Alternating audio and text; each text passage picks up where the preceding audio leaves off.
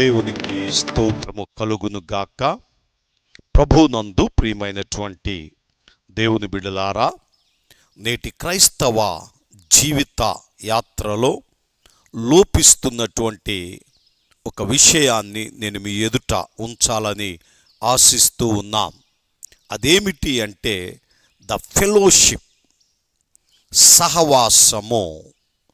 ఈరోజు క్రైస్తవులు అని చెప్పుకుంటూ క్రీస్తును ఆరాధిస్తూ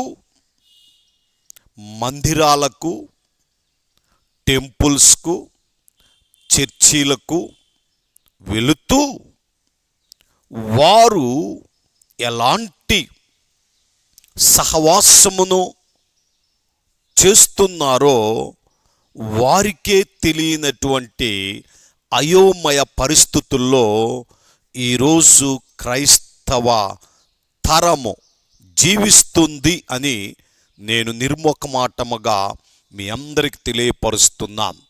ఎందుకంటే క్రైస్తవ జీవితములో క్రీస్తును ఆరాధించే ప్రతి వ్యక్తి కూడా ఒక మంచి సహవాసమును కలిగి ఉండాలి. ద ఫెలోషిప్, ఈ ఫెలోషిప్ అనేటువంటిది మనుష్యులు అనగా క్రైస్తవులు కలిగి ఉండకపోతే వారి యొక్క విశ్వాసము అనేటువంటిది అభివృద్ధి చెందదు. The faith comes from here the word of God. వినుట వలన విశ్వాసము కలుగును. ఆ వినుట ప్రభు అయిన యేసు క్రీస్తును గురించి. కనుక ఆ వినేటువంటి ఆ బోధ, ఆ వాక్యము, ఆ మాటలు ఎలాంటి సహవాసమును నీవు కలిగి ఉన్నావో అలాంటి విశ్వాసమును మీరు సంపాదిస్తారు. గమనించండి, ఈరోజు క్రైస్తవ కుటుంబములలో లోపిస్తున్నటువంటిది ఫెలోషిప్ అనగా సహవాసము. ఈ సహవాసము అనేటువంటిది చాలా ప్రాముఖ్యమైనటువంటిది. సహవాసము లేకపోతే మీరు దేవుని మందిరానికి ఎందుకు వచ్చారో మీకు అర్థం కాదు. దేవునితో మీరు ఎలాంటి రిలేషన్, బాంధవ్యాన్ని మీరు నిర్మించుకుంటున్నారో మీకు తెలియదు. దయతో గమనించండి. ద ఫెలోషిప్ అనగా సహవాసము.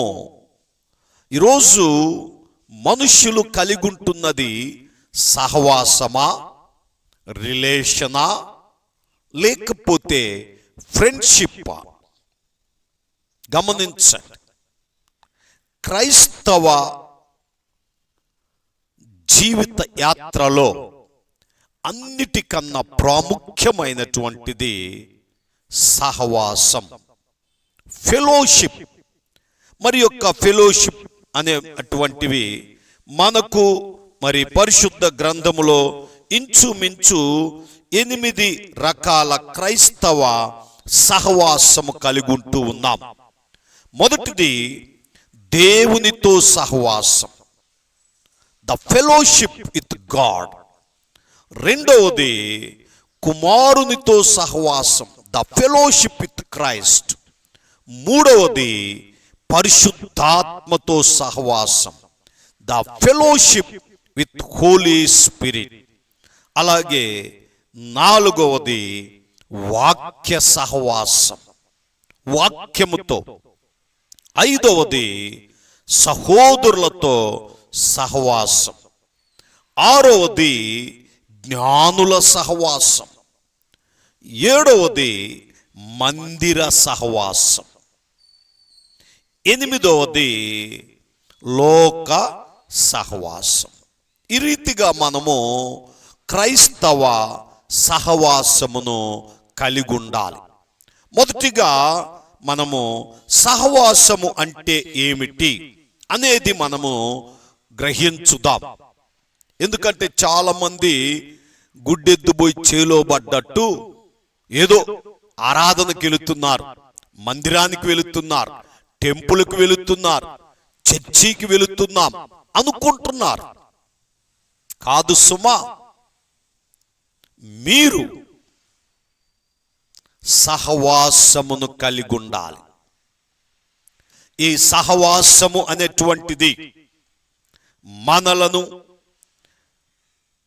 నడిపించేది, నిత్య జీవమునకు తీసుకుని వెళ్ళేది, ప్రేమలో నిలవబెట్టేది, అలాగే విశ్వాస పాత్రులుగా బ్రతికింపచేసేది, అవిధేయతలను దూరపరిచి విధేయతను నేర్పించేది, జ్ఞానము కలిగి మన ఆత్మలను రక్షించుకుంటూ పరిశుద్ధాత్మ శక్తిని కలిగి దేవునితో సాన్నిహిత్యము కలిగి ప్రార్థనా జీవితమును ఏర్పరుచుకునేటువంటి దానినే సహవాసము అంటారు. ఈరోజు చాలా మంది వారిని వారు ప్రార్థనకి ఆరాధనలకు నడిపించుకుంటున్నారు, కానీ దే ఆర్ నాట్ ఫాలోయింగ్. గమనించండి, ఈ ఫెలోషిప్ అనేటువంటి ఈ మాటలు మరి మనం గ్రహించినట్లయితే మరి ఈ 10 మాటలు FELLOWSHIP అనేటువంటి మాటను నేను మీ కొరకై తెలియపరచాలని ఆశిస్తూ ఉన్నాను. ఫెలోషిప్ అనేటువంటి ఈ 10 అక్షరాలలో మరి మొదటిగా F, ఫాలో, నన్ను వెంబడించాలి. ఈరోజు సహవాసం అంటే వెళ్ళటం ముఖ్యం కాదు, వెంబడించడం ముఖ్యం. గమనించండి, చాలా మంది వెళుతున్నారు, కానీ ఎంతమంది వెంబడిస్తున్నారు? వెళ్ళడం వేరు, వెంబడించడం వేరు.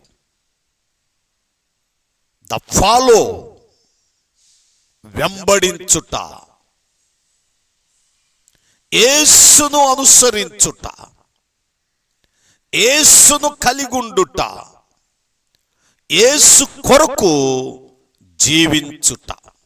గమనించండి, మొదటిగా ఫాలో, వెంబడించుట. పరిశుద్ధ గ్రంథములో మరి మనము చూచినట్లయితే నిర్గమకాండములో ఒక చక్కని అనుభవం ఉంటుంది. ప్రజలు మోషేను వెంబడించారు. ఈరోజు నీవు ఎవరిని వెంబడిస్తున్నావు? కనుక ఈ యొక్క సహవాసము అనేటువంటిది చాలా ప్రాముఖ్యం. మరి సహవాసమును మరి కొన్ని పదాలలో మనం అనొచ్చు. సహవాసము, సాంగత్యము, స్నేహము, పొందు, మరి సాన్నిహిత్యము అని కూడా అనవచ్చు. ఈ సహవాసమును కలిగి ఉండడం అంటే వెంబడించడం. రెండవదిగా ఈ మీన్స్ ఎటర్నల్, అనగా నిత్య జీవము కొరకు. ఎందుకు ఈ సహవాసము? లోకములో పేరు ప్రఖ్యాతుల కొరకు కాదు, లోకములో ఏదో నేను క్రైస్తవుడనని చెప్పుకోవడానికి కాదు.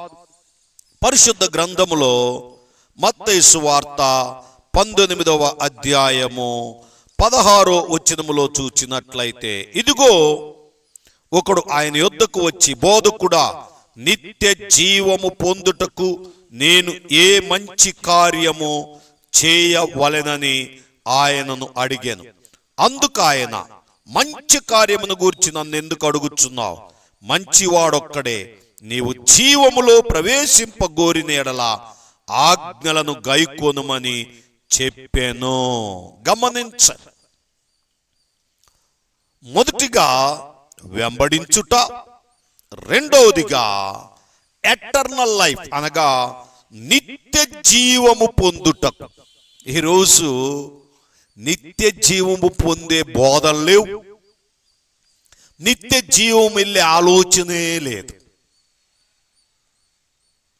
ఈ సహవాసము కలిగించేటువంటి ఒక ప్రభావం ఏమిటి అంటే, ఒక పాపిని పరిశుద్ధుడుగా చేసి ఆ పరిశుద్ధుడు నిత్య జీవములోనికి ప్రవేశించాలి అనేటువంటిది చాలా ప్రాముఖ్యం. అలాగే మూడవదిగా చూసినట్లయితే ఎల్ మీన్స్ లవ్. మనందరికీ తెలుసు దేవుడు ప్రేమామయుడు. దేవుడు లోకమును ఎంతో ప్రేమించెను. సహవాసములో ఉండవలసిందేమిటంటే ప్రేమ. అసూయ కాదు, ఈర్ష్య కాదు, ద్వేషము కాదు, విభేదములు కాదు, పెద్ద చిన్న, గురువు దైవం, ఈరోజు ఇవి ఏమీ లేకుండా మనుష్యులు సహవాసమునకు వస్తూ ఉన్నారు. చాలా విచారం. నీ జీవితంలో ప్రేమ లేకపోతే నీ వ్యర్థుడవు.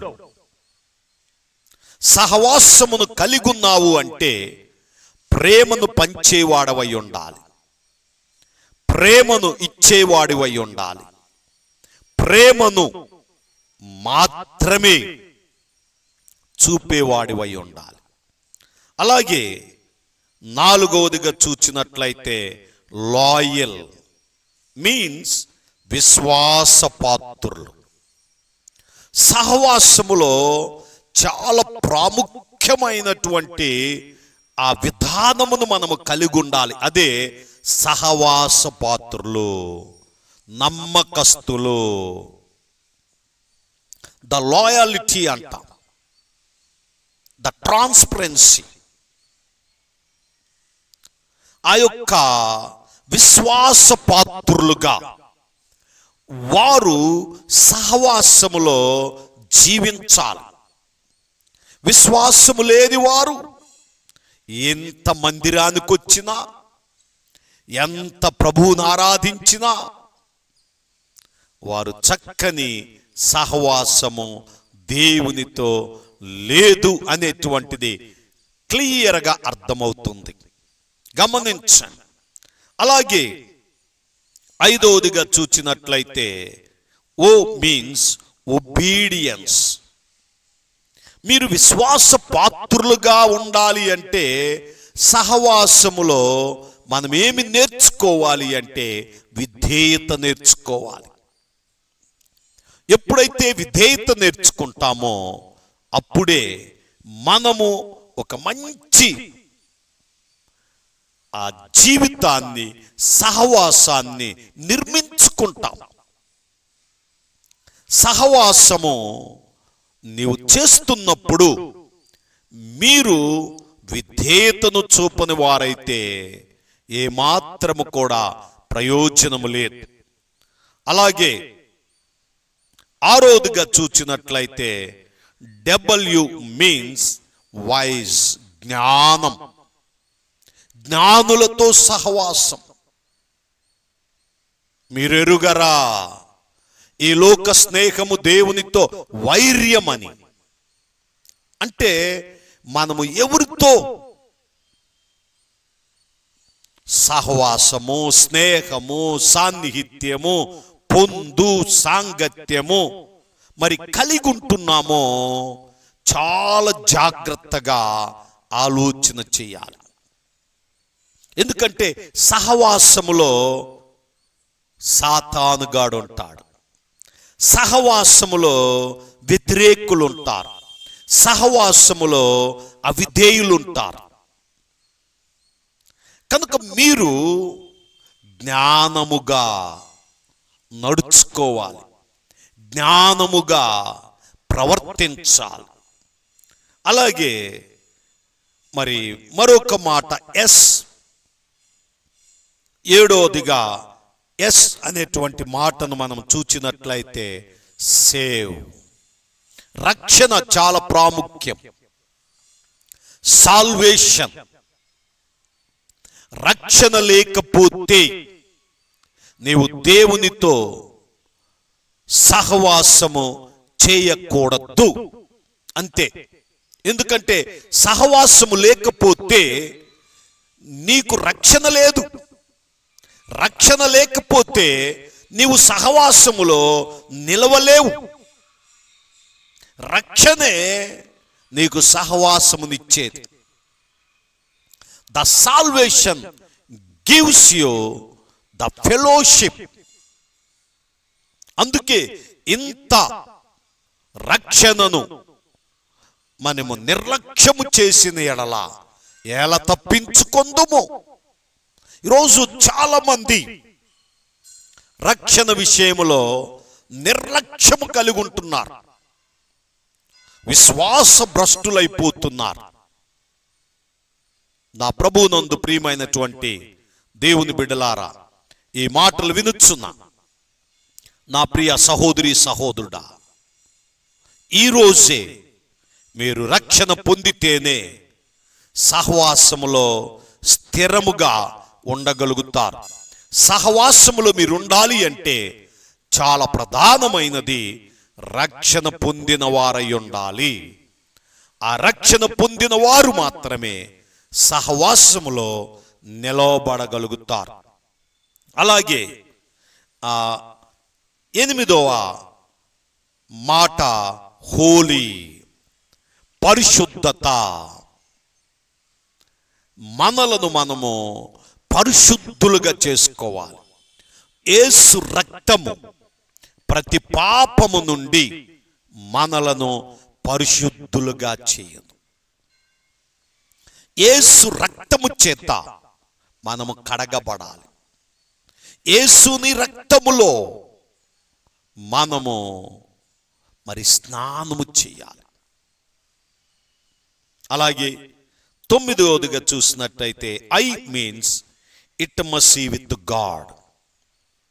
దేవునితో ఒక బాండింగ్ ఉండాలి. దేవునితో ఒక చక్కని సాన్నిహిత్యము, సాంగత్యము, సహవాసము, స్నేహము, ద బాండ్ ఇట్టమసి. ఏ ఒక్కరు కూడా మరి విడదీయని బంధాన్ని మనము కలిగి ఉండాలి. ఈరోజు సహవాసములో ఒక బంధువు రాకపోతే అందరూ ఆగిపోతారు. అది సహవాసం అనరసుమా? అత్త రాకపోతే కోడలు రారు, తల్లి రాకపోతే పిల్లలు రారు, వాళ్ళ అక్క రాకపోతే వారికి సంబంధించినటువంటి వారందరూ రారు. ఇది ఆ సహవాసం. ఇదా మీరు దేవునిలో నేర్చుకున్నది. ఎవరితో నువ్వు సహవాసం చేస్తున్నావు? మీరు ఎలాంటి సహవాసమును కలిగి ఉంటున్నారు? దయతో గమనించండి. ఇట్టమసి విత్ గాడ్, దేవునితో సాన్నిహిత్యం ఎంత చక్కని పొందో అది కలిగి ఉన్న వారికి అనుభూతి ఉంటుంది. దేవునితో ఒక చక్కని సహవాసమును నేను కలిగి ఉన్నాను అంటే ఆ బాండింగ్ ఎంత గట్టిగా ఉంటుందో తెలుసా? ఆఖరిగా మరి 10వ లెటర్ పి మీన్స్ ప్రేయర్. వీటన్నిటినీ బలపరిచేది, స్థిరపరిచేది, నడిపించేది, కలిగి ఉండేటట్లు చేసేది, ప్రేమను కనపరిచేది, విధేయతను నేర్పించేది, ఒక చక్కని జ్ఞానమునిచ్చి రక్షణ పొంది పరిశుద్ధతను కాపాడుకుంటూ దేవునితో సాన్నిహిత్యమును కలిగి ఉండుటకు మనలను ప్రేరేపించేది ప్రార్థన. ఆ ప్రార్థన నీవు కలిగి ఉంటేనే సహవాసము అనేటువంటిది బలపరచబడేది. ఆ ప్రార్థనలో నీవు నిలవబడితేనే నీవు దేవునితోనూ సంఘముతోనూ సహవాసము కలిగి ఉంటావు. ప్రార్థనే లేకపోతే నీ జీవితం అంతా గుడ్డోడి ముందు కలర్ టీవీ పెట్టినంత. గమనించండి, ద ఫెలోషిప్, ఈ ఫెలోషిప్ అనేటువంటిది చాలా శ్రేష్టమైనటువంటిది. ఈరోజు క్రైస్తవ కుటుంబములో లోపిస్తున్నటువంటి ప్రధానమైన అంశం ఏమిటంటే సహవాసం. నీవు ఎలాంటి సహవాసమును కలిగి ఉంటున్నావో ఒక్కసారి ప్రశ్నించుకో. కనుక నా ప్రభువునందు ప్రియమైనటువంటి దేవుని బిడ్డలారా, ఈ మాటలు వినుచున్న నా ప్రియ సహోదరి సహోదరుడా, ఈరోజు ఒక క్రైస్తవునిగా నీవు ఎలాంటి సహవాసమును కలిగి ఉంటున్నావు? సహవాసము అనేది దేవుడు మనకిచ్చినటువంటి ఒక చక్కని వారధి, బ్రిడ్జ్. దేవునికి నాకు ఈ ఫెలోషిప్ దేవుని యొద్దకు నడిపించేది, దేవునితో ఉండేటట్లు చేసేది. కనుక ఈ అంత్య దినములలో మీరు ఏమి కోల్పోతున్నారో, మీ విశ్వాస జీవిత యాత్రలో ఏమి లోపిస్తుందో తెలుసుకుని ఒక చక్కని సహవాసమును మీరు కలిగుండుటకై మిమ్ములను మీరు సరి చేసుకుని సహవాసములో నిలవబడమని దేవుని సేవకునిగా కోరుకుంటూ దేవుడు తన మాటలు మన వినికిలో దీవించి ఆశీర్వదించును గాక. ఆమేన్.